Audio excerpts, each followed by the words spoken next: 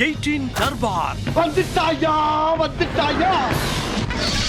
வணக்கம் மக்களே, இது நியூஸ் 18 தர்பார். நான் உங்க இடி. நான் இந்த திட்டத்தை கொண்டு வந்தேன் என்று சொல்வதில் பெருமை அடைகிறேன் அப்படின்னு நிறைய அரசியல்வாதிகள் பேசுவாங்க.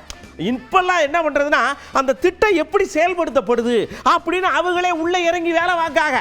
அப்படித்தான் இங்க ஒருத்தர் என்ன பண்ணிருக்காரு, அந்த திட்டத்தை திறப்புலாவுக்காக போய் செக் பண்றதுக்கான்னு போயிருக்கார். காலை எடுத்து ஒரு அடி வச்சிருக்கார், அது 3 அடி உள்ள இழுத்துக்கிருச்சு. அவ்வளவுதான் மேட்ரு.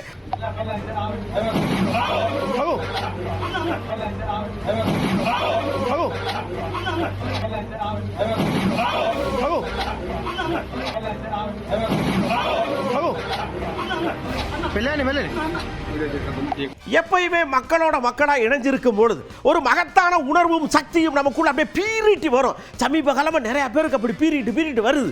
அதுல ஒரு ஆள் தான் நம்ம அண்ணியார்.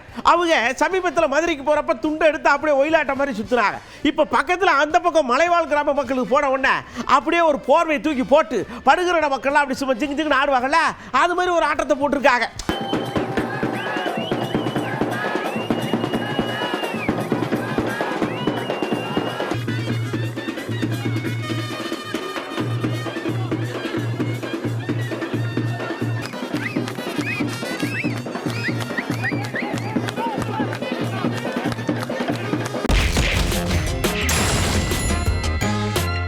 ஓபிஎஸ் அண்ணாச்சிக்கு அப்படியே உள்ள இருக்கிற அந்த கோபமெல்லாம் அக்கினி பிடம்பா வெளியில் வர்ற மாதிரி இருந்தாலும் அவர் கொஞ்சம் அடக்கமாக தான் சொல்றார். அதாவதுங்க, சிதறி கிடக்கிற எல்லா விஷயத்தையும் ஒன்று சேர்த்து நாம மீண்டும் ஆட்சிக்கு வரலான்னு நான் ஐடியா கொடுத்தா எப்ப பாரு என்னை தூக்கி தூக்கி வெளியில ஓடுறதுலே குறிக்கோளா இருக்கிறாங்க. இனி நான் சும்மா இருக்க முடியாது, பொங்கி எழ போறேன். அப்புறம் நடக்கக்கூடிய விஷயத்தை மட்டும் பாருங்க.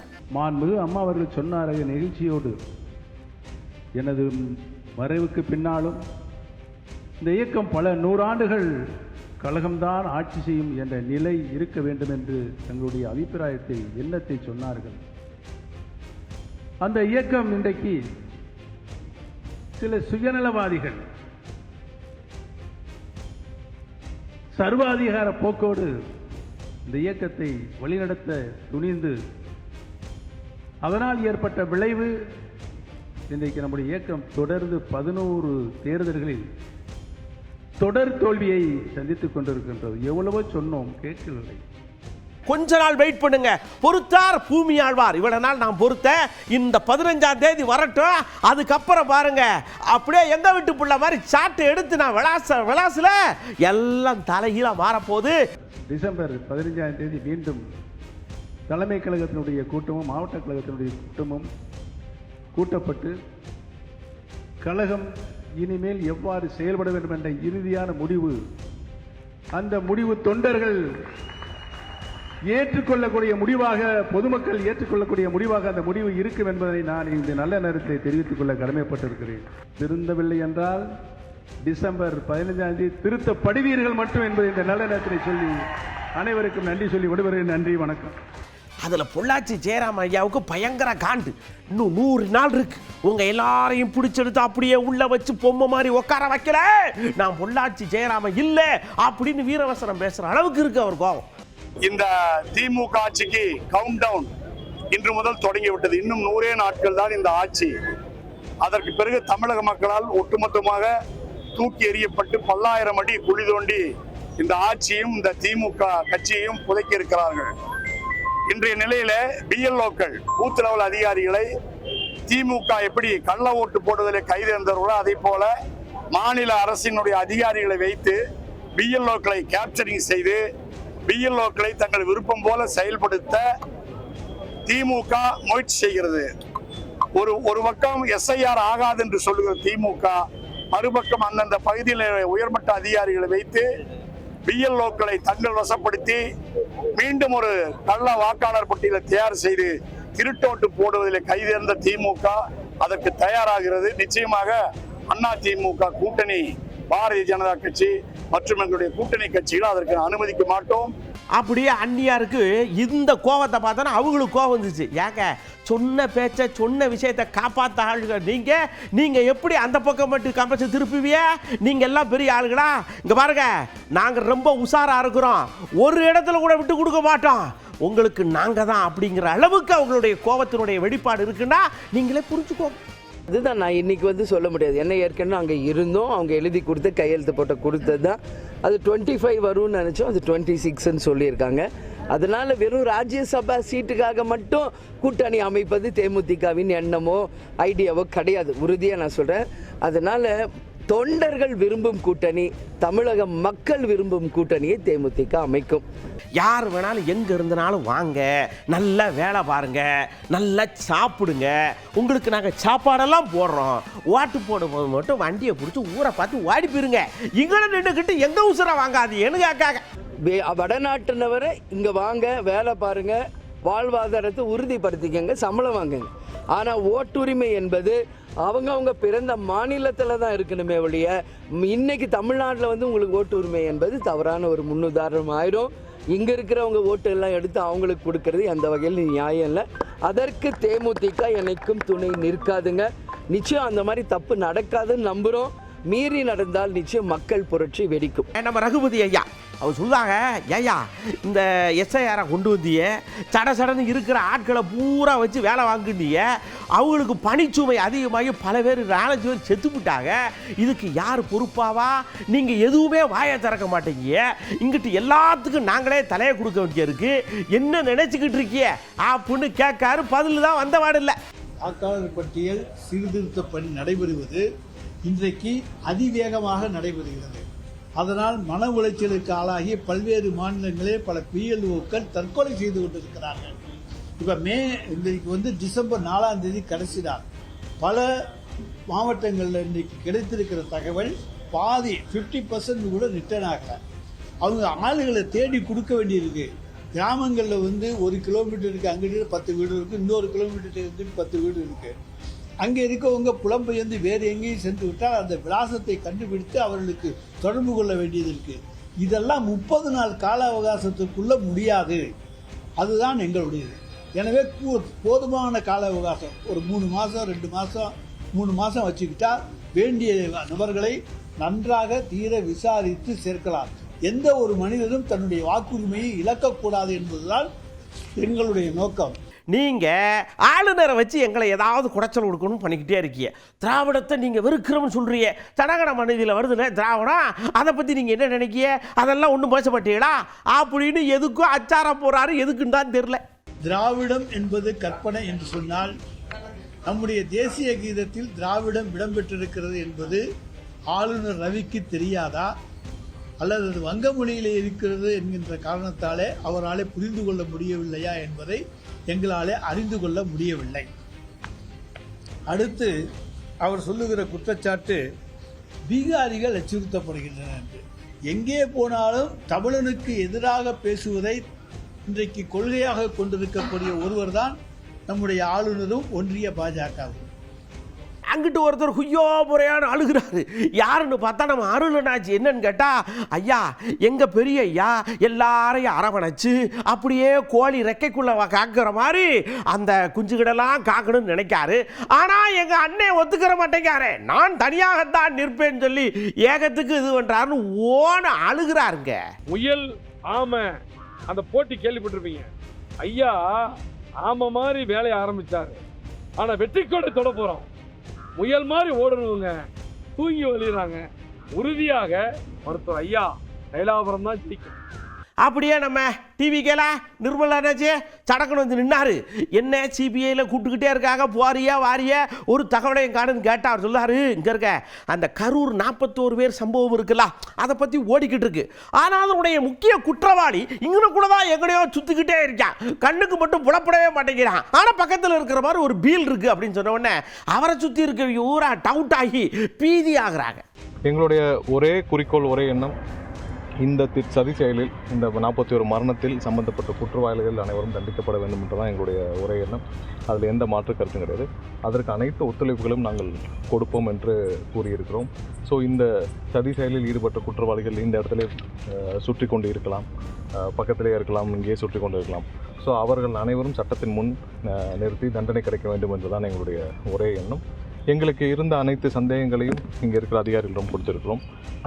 மேலும் எங்களிடம் இருக்கும் மற்ற சந்தேகங்கள் என்னென்ன விவரங்கள் எல்லாத்தையும் கொடுத்துருக்கோம். எல்லாரும் ஒரு பக்கம் இருந்தாலும் எனக்கு ஒரு மனவாட்டம் இருக்கு இல்லையா?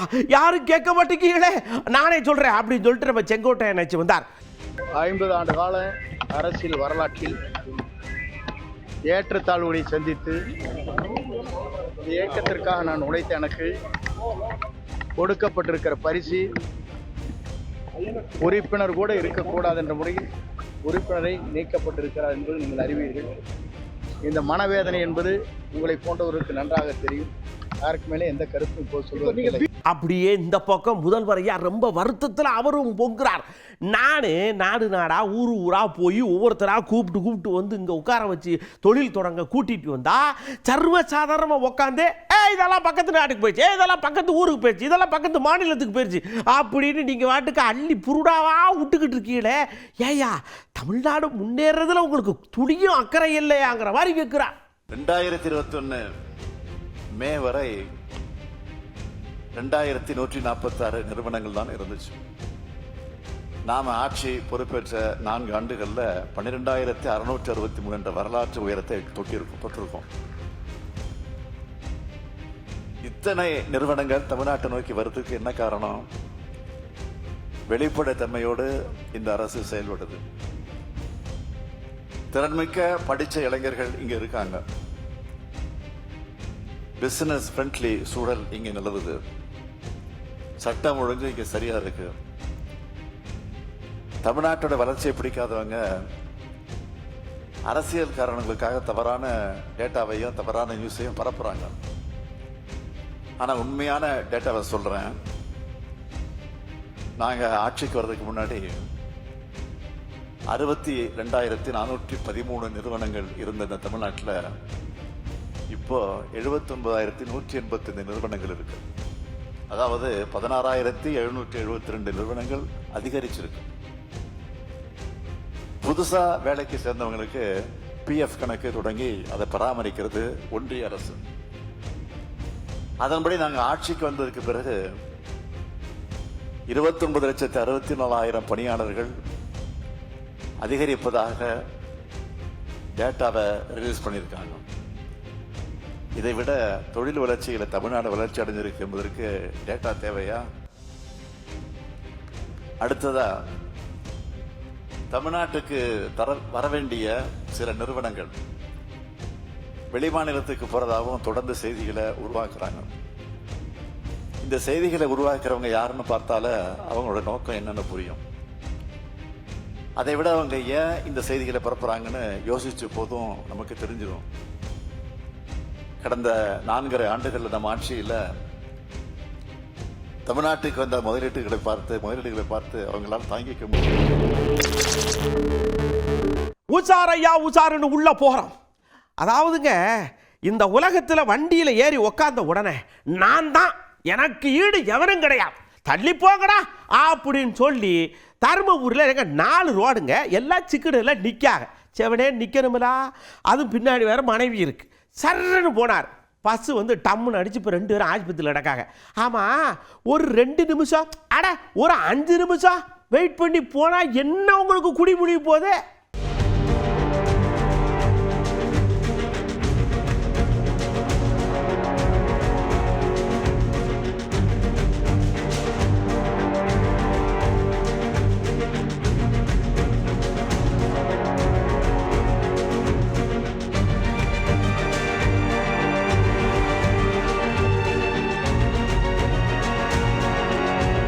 அப்படியே அசாமில் 2 குரூப்புக்கு ஃபீலிங்.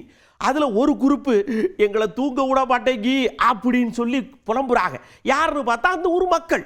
பக்கத்தில் காட்டில் இருந்து ஒரு 30-40 யானை ஊருக்குள்ளே வந்துருச்சான். யானைகிட்ட போய் கேட்டால் எங்களுக்கு தூக்கம் வரல, நாங்கள் வாக்கிக்கு வந்தோம் அப்படிங்கிற மாதிரி அதுங்க ஃபீல் பண்ணுதுங்க. நாம் யாருக்குன்னு சப்போர்ட் பண்ணுறது? ஆனால் யானைகிட்ட உஷாராருங்க, அவ்வளோதான்.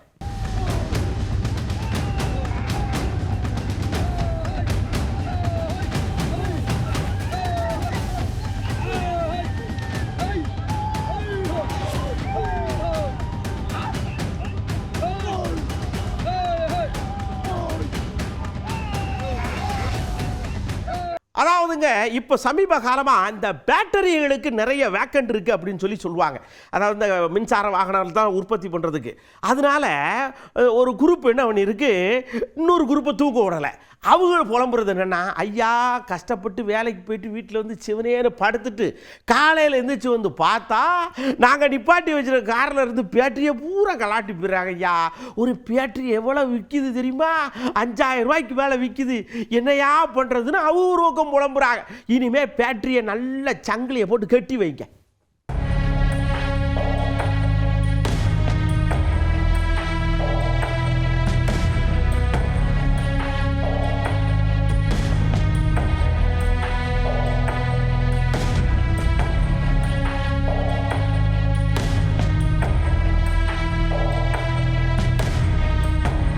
அதாவது கொடுக்குற தெய்வம் கூரையை பிச்சுக்கிட்டு கொடுக்கும். அதிர்ஷ்டம் இருந்தால் நீங்கள் எவ்வளவு பெரிய ஆபத்திலிருந்து வேணாலும் தப்பிக்கலாம்ங்கிறதுக்கு தான் இது உதாரணம். தூத்துக்குடியில் பெரும் மழை பெய்யுது, அப்படியே மரங்களாம் முறிஞ்சு விழுது. அப்படி ஒரு மரம் முறிஞ்சு விழுந்து அந்த மின்சார கம்பி போதில் அது மேலே விழுந்து போக நாங்களுக்குள்ளே போனவங்க நூலிலே தப்பிச்சிருக்காங்க. அவங்களுக்கு குடுப்பில் இருந்திருக்கு. ஆனால் எப்பயும் இது நடக்கும் நினைக்காதையே, மழை பெய்கிற நேரத்தில் வீட்டிலே கிடங்க.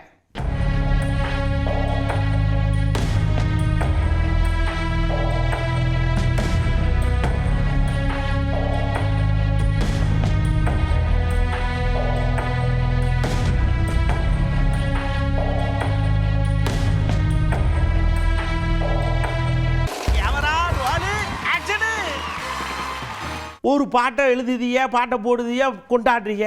10,000 பாட்டுக்கு மேலே ரெடி பண்ணி நாங்கள் பாட்டுக்கு இது பண்ணுறோம். சடக்குன்னு நீங்கள் பாட்டுக்கு யூஸ் பிடிக்கிறதே ஒரு நன்றி கூட போட மாட்டேங்கல அப்படின்னு ரொம்ப அங்கலாய்ச்சி குறைப்பட்டுக்கிறது யார் தெரியுமா? நம்ம அண்ணாச்சி தான். எந்த அண்ணாச்சின்னு பார்த்துருங்க. காப்பிரைட்ஸில் ஒரிஜினலில் வந்து அப்படியே எடுத்து போடக்கூடாது. ஒரிஜினலாக எடுத்து இப்போ பிக்சரில் போடுறாங்க இல்லைங்களா?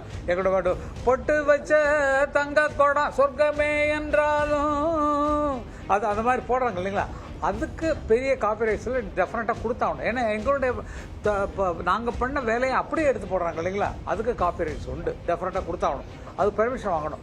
அண்ணா என்ன சொல்கிறாங்கன்னா, எங்கிட்ட வந்து அனுமதி கேட்டுக்கலாம். அப்படி படம் பண்ணுறவங்களாம் நீங்கள் பார்த்துருப்பீங்க.